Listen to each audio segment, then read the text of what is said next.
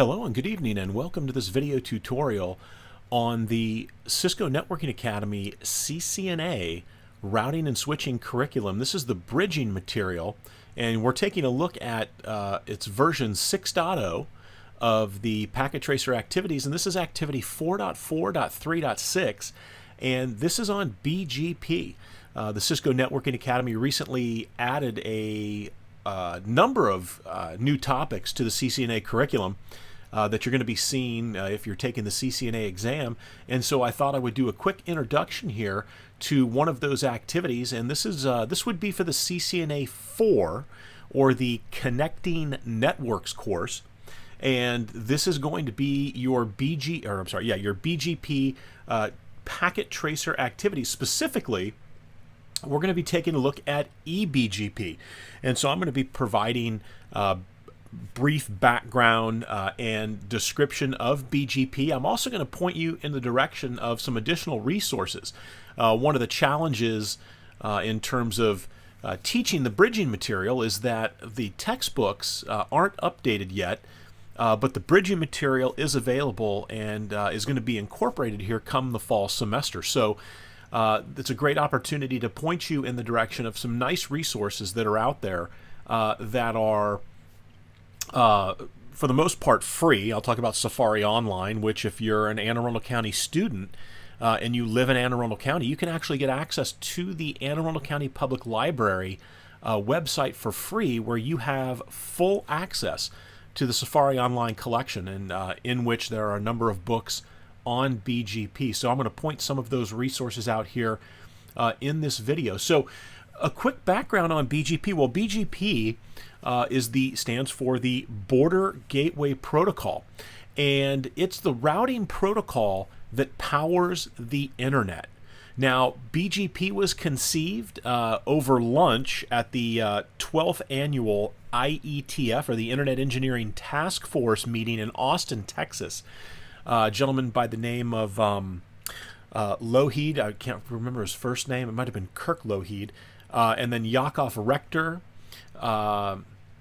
and then there was another gentleman whose name I can't remember, but they sat down and had lunch, and BGP is commonly referred to as the 3 napkins protocol. Again, that's napkin, like you would wipe your face with a napkin. So it's called the 3 napkins protocol because as those gentlemen were sitting down and having lunch, I would assume that each of them had a napkin, and they were writing something down, and then shortly after that, they continued their work, and within a couple of months had a working prototype of what is today the Border Gateway Protocol.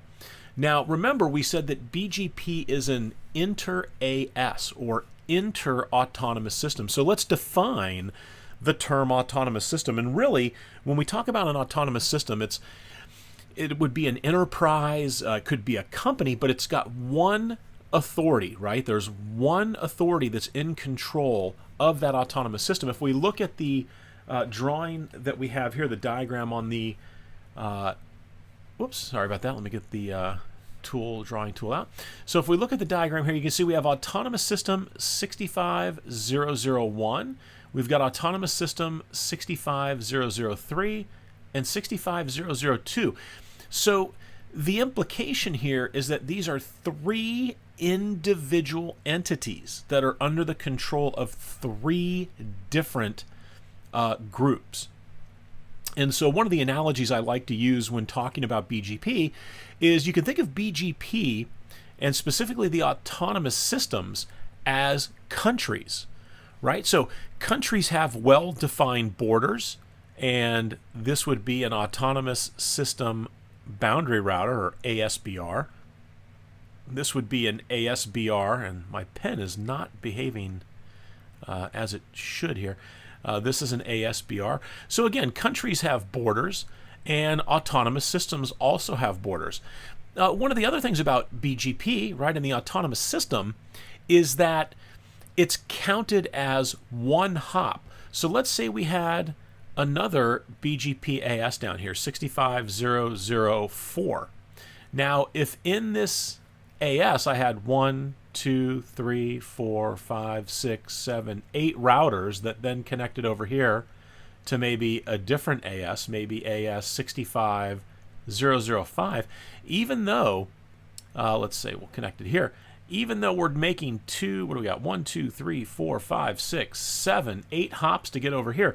It counts as a single hop.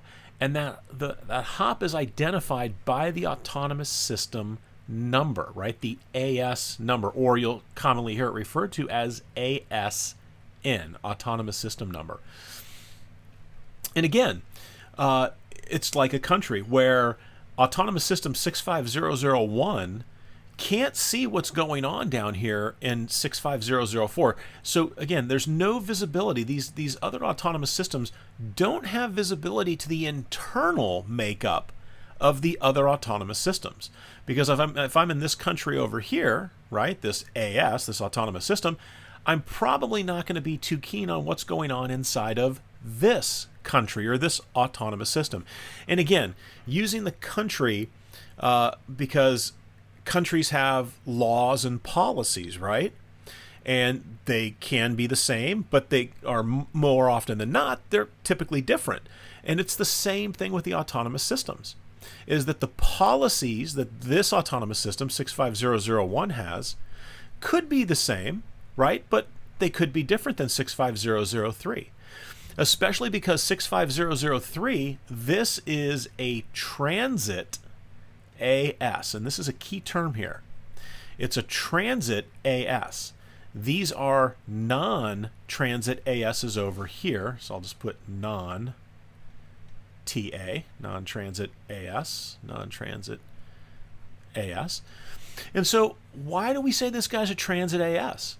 Well, he's a transit AS because in order for packets to go from 65002 over to 65001 and vice versa, in this topology that we have here, both of those ASs, 65001 and 002, they must transit through 65003. And that's why Acme's network is not a transit AS, because there's really nowhere on the other side here of Acme's network to go. Okay? So that's why we use that term transit AS, and then this is these guys here are non-transit ASs. All right. So let's go ahead and take a look at this activity here. So what are we going to be doing? We're going to be, Acme Incorporated has hired an ISP, and I apologize.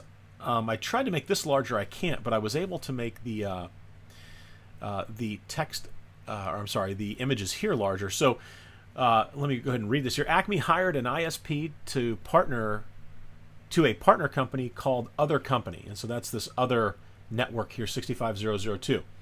So they've established some BGP connectivity, but we've got to configure Acme 1, which is going to be this router here. And again, it says Acme's border router.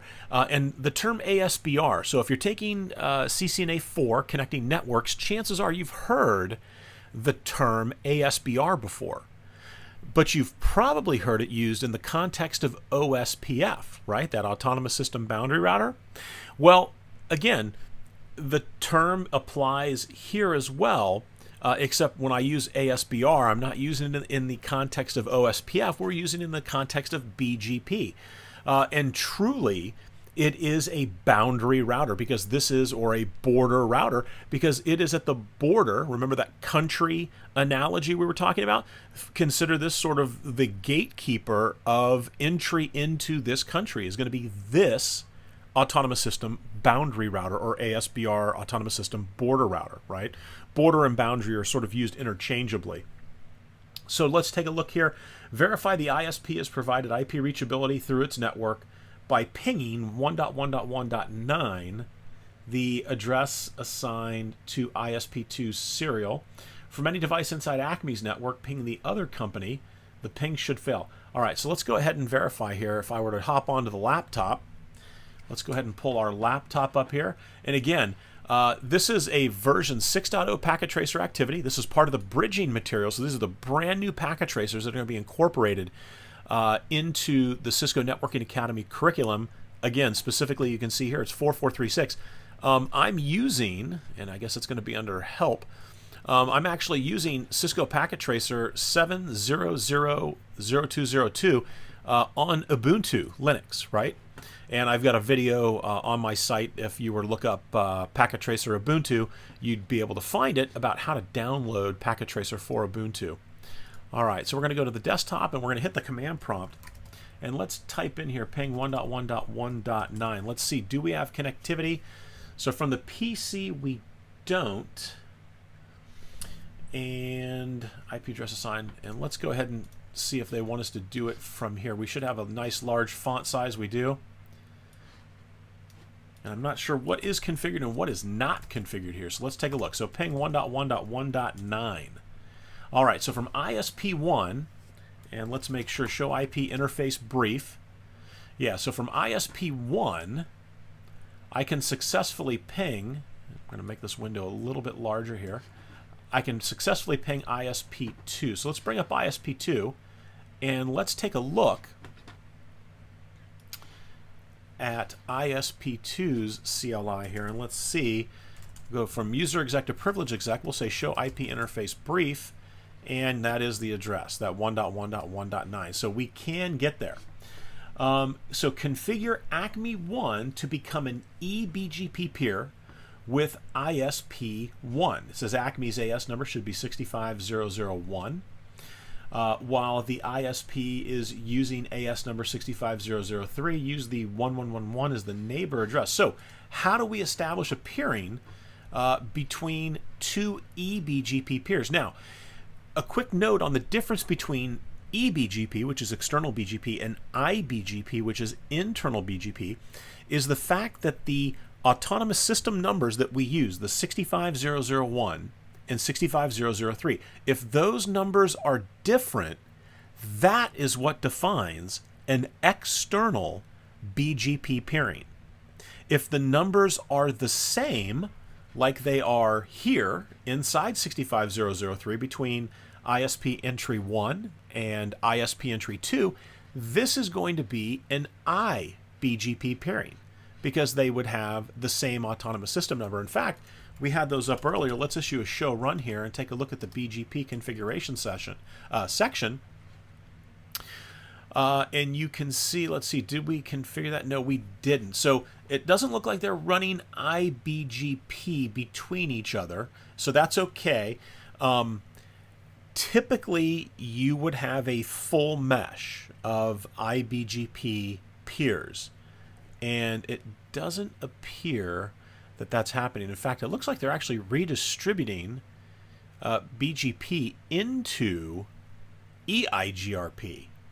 And no synchronization is on. So there's a couple of things here that are a little off in terms of what you would normally see. But I think the focus, and again, I'm not sure how deep the text will go, the material is going to go. So yeah, there are some things that are a little askew here in terms of how you would typically configure things. I understand, you know, they're redistributing into eIGRP, but typically you wouldn't redistribute BGP into eIGRP. And it looks like they're redistributing the statics as well, and then they're also, it's mutual redistribution. Excuse me. So that's okay. Well, let's go ahead and keep our focus here on that eBGP peering. So we've got to configure Acme 1. So let's go ahead and pull Acme 1 up here. And we'll make the screen a little larger. And we'll go to the CLI. And we'll go from user exec to privilege exec. Let's do a show run. And one of the commands that you will typically run is show IP BGP. Right? And this is going to show me the local, what they refer to as the loc rib. Right? It's the local BGP routing table that's different from this routing table. When I say show IP route, we're talking about the global routing information base, right? The global rib for the router. When I say show IP BGP, what I'm actually displaying is going to be the BGP specific routing table. And it's from this BGP specific routing table, once it gets populated with some information here, that BGP will run its best path selection algorithm, and it'll pick the best route. Now, again, the best path selection algorithm, my guess is far outside the scope here for the CCNA. So to give you an analogy, it's just like when OSPF or eIGRP look at the metrics, right? Except with BGP, there is no quote-unquote metric, and it's specifically not a link metric, because with BGP, the attributes that the decision is made on as to whether or not a route is the best route or not, those attributes are attached and associated to each individual prefix. So like I say route prefix, you will also hear the term network layer reachability information. So those are all three synonymous terms we're going to use here.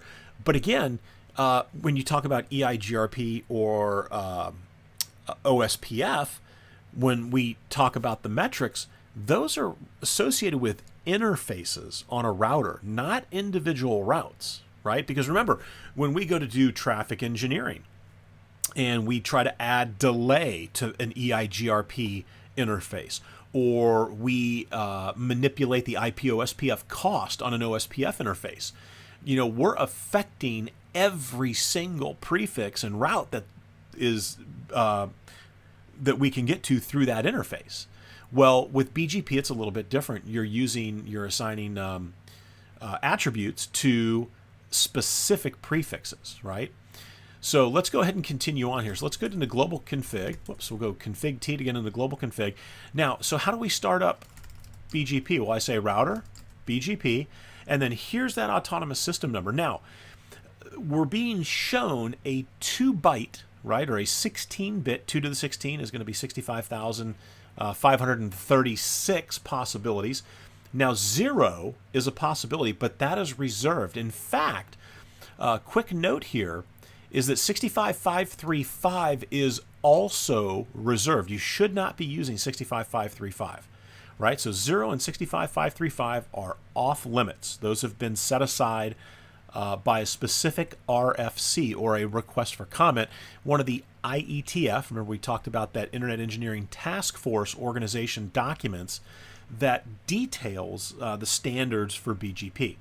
So we wouldn't want to use those numbers. In fact, we'd want to start out at 64,512, I believe, or 65,412. 64,512. So 64,512 starts out with, there's 1,023 autonomous system numbers that are reserved for private use, right? But we're using 6,000 or 65,001. So we'll go 65,001. And so just like I would say router eIGRP 30 or router eIGRP 1 and router OSPF 1 with the process ID. With eIGRP, they call it the autonomous system number as well. So it's the same thing. I just simply say router BGP and I give it the autonomous system number. However, unlike OSPF, where it is locally significant, with BGP, that value is definitely not locally significant. So the autonomous system number, obviously because the difference between an eBGP peering and an iBGP peering has a great amount of significance for BGP. And especially because if you don't do any other kind of attribute manipulation, right? Like if I don't set any of the BGP attributes, by default, BGP uses the AS path, or the autonomous system path. And we're going to see what that looks like here when we establish this relationship. So if I do a question mark, you can see that they've given us a few commands here. So one I always like to do is BGP log neighbor changes. So in case anything goes wrong, or any kind of an event takes place with the neighbor, you're going to end up getting that message in your log. So if I do the question mark again, remember, it's the neighbor statement that's going to allow me to create a BGP peering. Now, this is also another significant difference between BGP and the IGPs. Remember, with eIGRP and OSPF, you're talking about 224.0.0.5 and 6, and then 224.0.0.10, I believe, with the eIGRP. So it's multicast. So you enable it on an interface. Well, and that's eIGRP and OSPF. And then it just starts firing multicast packets out saying, hey, do you want to do OSPF? Hey, do you want to do eIGRP? Hey, do you want to do OSPF? Well, BGP is a little different. BGP uses TCP at the transport layer, layer 4 of the OSI model, whereas eIGRP and OSPF actually have custom implementations at the transport layer. Again, IP protocol 88 for eIGRP and 89 for OSPF. So BGP, the creators, basically said, why reinvent something when we can simply use TCP? And so that is how BGP functions. And we have to specifically use the neighbor statement. Now, as you move on in your studies and you end up just crushing the CCNA and you move on to your CCNP, you'll find out that with OSPF and eIGRP, I want to make sure, full disclosure, that you will find that the neighbor command that I'm going to issue here, you can do, instead of doing multicast, you can do unicast neighbor relationships with eIGRP and OSPF. Now, typically that's not done, but you can do that. But again, the majority of the time, you're enabling it on an interface, and it's going to be using multicast, but BGP is not like that. BGP is going to be unicast, and now we need to put in the address of our neighbor. So once I say neighbor 1.1.1.1, now I need to say remote AS, right? So what is the autonomous system of my neighbor? Now, if it was 65001, this is an iBGP peering, but it's not. It's 65003. That's the transit AS. So let's go ahead and put that in here, 65003. And that was awfully quick. It typically is not going to be that quick. So you can see we get a nice syslog message here, BGP5, adjacency change, neighbor 1.1.1 is up. So let's say do show IP BGP neighbor.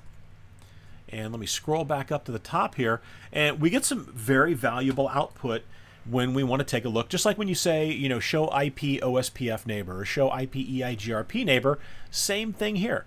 Show IP BGP neighbor.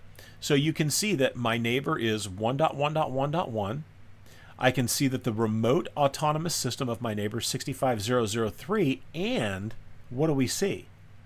It tells us right here in the first line whether we're an iBGP peering for internal BGP or an eBGP peering for external BGP. And so this is definitely eBGP, even though that E looks like it's ready to collapse. All right, we get the BGP version, and this is the most recent version of BGP. And this is defined, BGP is actually defined in RFC 4271. And we're going to take a look at that RFC in a second. I'm going to recommend some reading material. So remote router ID. So this is the BGP router ID for the ISP entry 1 router. And this, remember, we're looking at the peering information here for this neighbor. You can see the BGP state is established. We've been up for 17 seconds. You can see we've got the hold time. The keep alive interval is 60 seconds. Hold time is 3 times the keep alive interval. And then we've got some neighbor capabilities, right? So route refresh. And this allows me to refresh or update some peering information between these two peers without tearing down the BGP adjacency, right, or the BGP peering. You can see address family, IPv4 unicast, advertise and receive. Typically on routers that you work on today, you're also going to see, I think it's AS or 4-byte or 4 octet or 4-byte AS. In fact, let's clear the screen here real quick, and let's pull up a real router and not that router, because it's got a lot going on there. So if I come over to this router here, if I said show IP BGP neighbors, and there you go, 4 octets. So, and this is a real router. This is running 15.xcode, and you can see here, there's the autonomous system number capability to support 4 octets. Now, this is well outside of CCNA scope, but again, you'll see enhanced refresh capability was advertised and received. Here's the route refresh. It was advertised and received, and it's the new, right? Not new route refresh capabilities. So again, you can see the neighbors, when they exchange their open messages, which are there's messages that they send back and forth to each other in order to sort of negotiate, hey, I'm capable of this, are you capable of that? And that happens when they open, the TCP session gets opened up and they send their open messages to each other, and that's when they work out what the capabilities of the neighbor are. And again, you can see here that it's a pretty accurate representation of what we're looking at. You can see the remote AS, and it's an external link because the AS for this router is right here in the host name. It's 400, and this neighbor is an AS 300. And you can see again, right, real world, it is BGP version 4. That is the most recent version of BGP. All right, so let's drop back over to our activity. So here we go. So we've got our BGP our BGP peering is up, and it wants us to advertise this Acme network here, and we do that with the network statement. So I would say 192.168.0.0. Now, one of the key things is that you don't use a wildcard mask. You actually spell the word mask out, and then I put in the actual subnet mask in dotted decimal notation. So I would say network 192.168.0.0, and then I would give it the subnet mask, and I'll hit enter. So let me save my configures to make sure. So now let's say show IP BGP, and we've got a lot of new and interesting information here to take a look at. So first and foremost, you can see the now this is the table version. That's not the version of BGP. So the table version is 5. The local router ID, which is on, we're looking at this router right here. That's the router that we're on. And then you can see some status codes, right? So S means suppressed, D means damped, so dampened. H is history. The asterisk and the caret, these are going to be two very important status codes right here, because the asterisk means that it's valid, which means that this router is able to resolve the next hop for the specific prefix. And the greater than sign means that it's the best route of all the routes. So take a look here. These are all valid and best. And when we mean best, we mean that BGP, and this is the BGP local routing information database, right? Show IP BGP. This is BGP's special little routing table that it holds on to, where it looks at all of the routing information, and it's from this table that BGP is going to select the one and only best path, or I should say best prefix, to install in the global RIB, right? Just the routing information base when we do show IP route. So a couple of quick notes here. You can see we've got the path, right? This is the AS path. Now with BGP, remember we talked about there's a lot of attributes that that BGP uses, and so we have some of them here, and I want to highlight these. Next hop.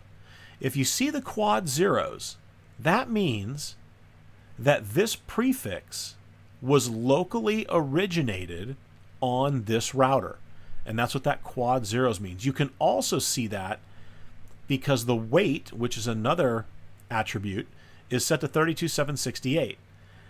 And then we have this little I down here at the end. And you can see we've got a question mark here, and we've got an I here, and an I here.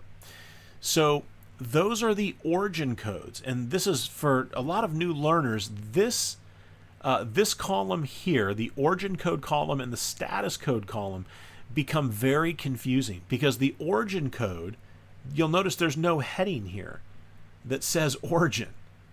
So you just have to know that that is origin and this is status over here. So the origin code of I means that it was generated with a network command.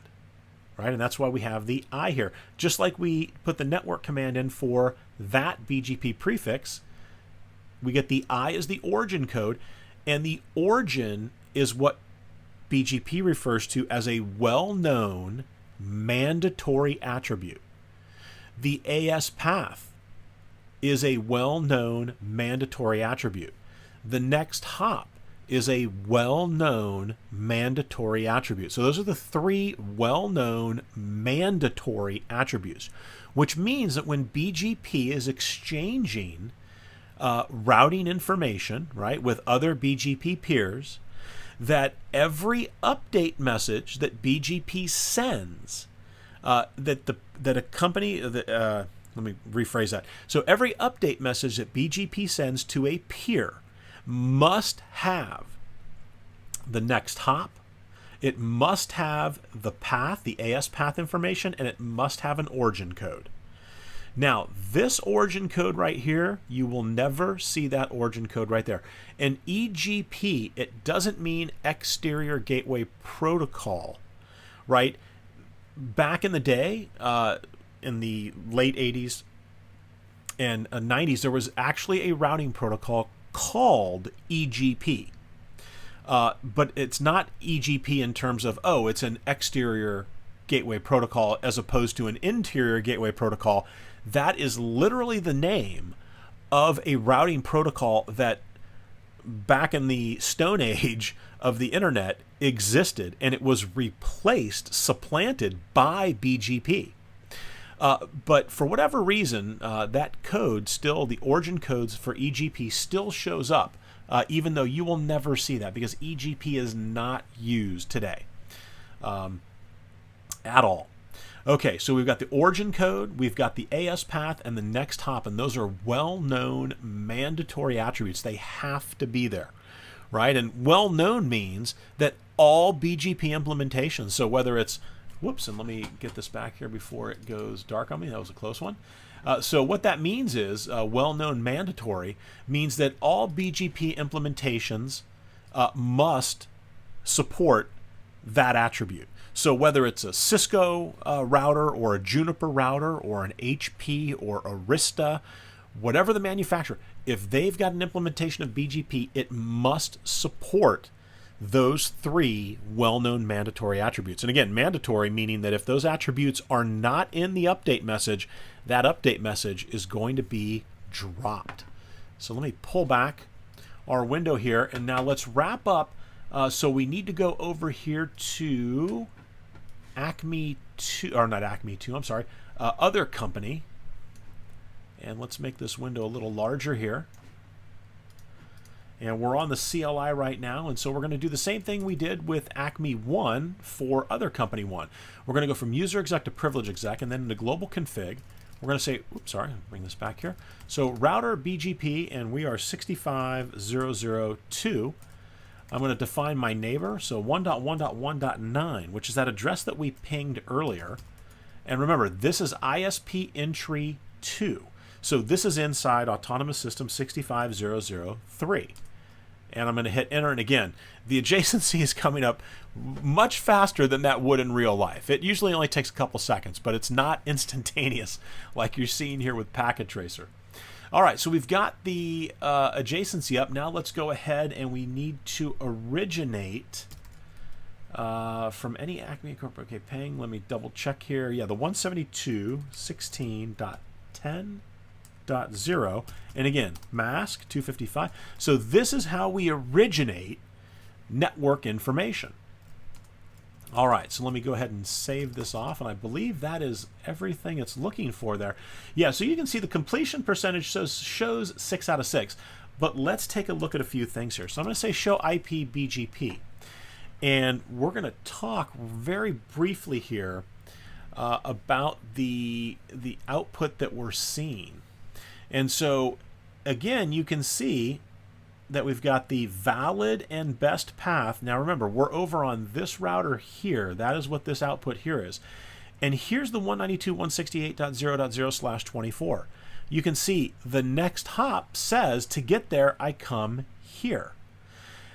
And so this is where BGP is a little like EIGRP, right? So this is kind of like distance vector behavior and characteristics and traits, because I don't have a link state database that shows me what all of these autonomous systems have, right?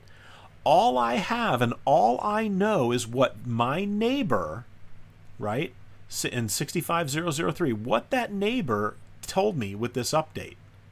So remember, that network is here. This is the 192 network over here. So this is kind of distance vector, where with its eIGRP, it's the same way. And we typically refer to that as routing by rumor, which is where ISP2 gave me this update, and that's pretty much it. I really don't have any way to validate that that network is over here through ISP2 other than ISP2 telling me, hey, if you want to get to 192.168.0.0/24, then I'm your next hop. I'm going to get you there. Now, there's one very curious thing here that I just noticed in the output, and that is the AS path. And this looks like it might be in error. So, and there's actually two things here that are probably in error. So the first is the question mark.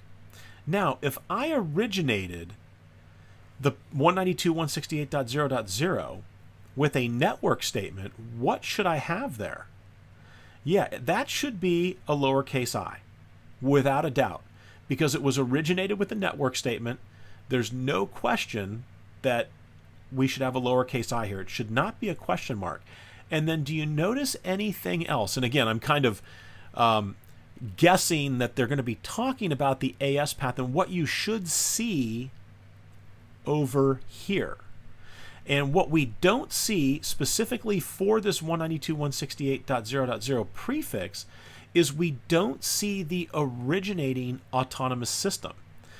Because as the prefix travels through the different autonomous systems, it leaves here and it would say that it originated from 65001 and then it gets to the transit AS. Well, when the transit AS sends it over to ISP entry 2, or I'm sorry, over to other company, it would attach 65003.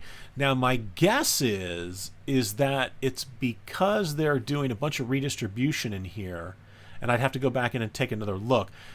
But typically, you're going to see a list of the autonomous systems that update has passed through, because again, this is how you get loop freedom, right? This is the loop prevention mechanism for BGP as well, where let's say that this router, and I'll change my colors here, if for whatever reason, we'll do blue, this router had a link to that router or to another router over here in Acme's network, if I have 65003 and I send it back out this way, then this update is going to come back into 65001, which is where it originated from. So there's a routing loop right there.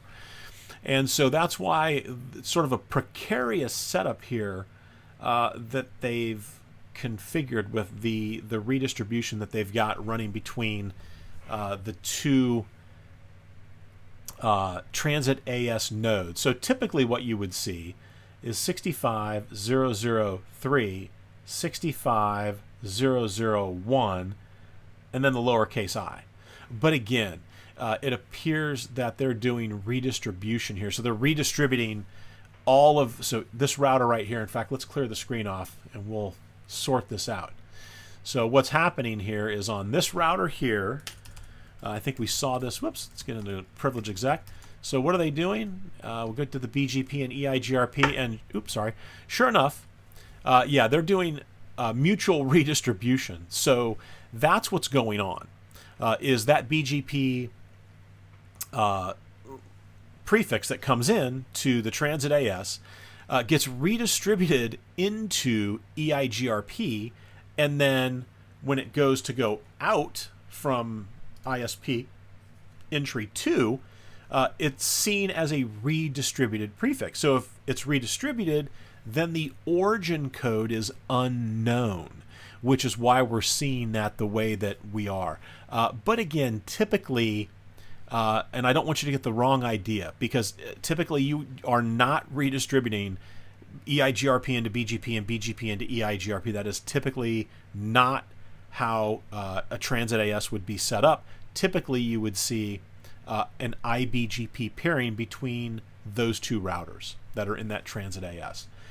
All right, so real quickly, let's talk about some material that you can take a look at. I highly recommend taking a look here at the Border Gateway Protocol RFC. If you see the link right up here, and it's 4271, and this is the RFC, and this is one of the basically inventors of BGP, Yakov Rector. He was one of the three individuals at that lunch with, I'm assuming, one of the napkins. And so this is definitely what we like to call primary source information, where you are literally getting information directly from the individuals who created the standard.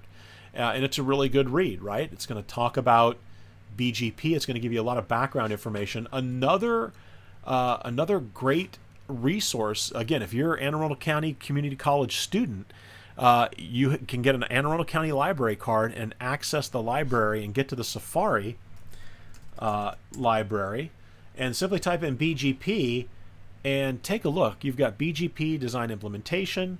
You've got access to all of these resources that are going to give you additional information on BGP. In fact, this Implementing Cisco IP Route Foundation Learning Guide, this is the textbook that we use at Anne Arundel Community College to teach the CCNP route course. This text here is a phenomenal text.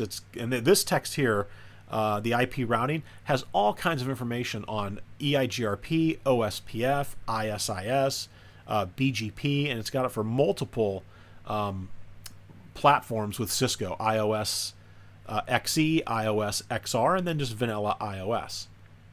So again, you can dig in and take a look at some of these and take a look at the information that they have with BGP there. And then finally, not the 4-byte ASN. Actually, let's go to Cisco.com. Quite possibly one of the best sources of information is going to be the documentation. So if you go to www.cisco.com, I'm going to go all the way to the bottom. This is just always the way that I've done it. And under the support section, you can see it's documentation. So let's click on documentation. We're under products. We're going to go to iOS and NXOS because we're running iOS. Let's take a look at 15 M&T. We'll say 15.5. We'll get the latest release, 15.5 3M. And you can see here you've got command references and configuration guides.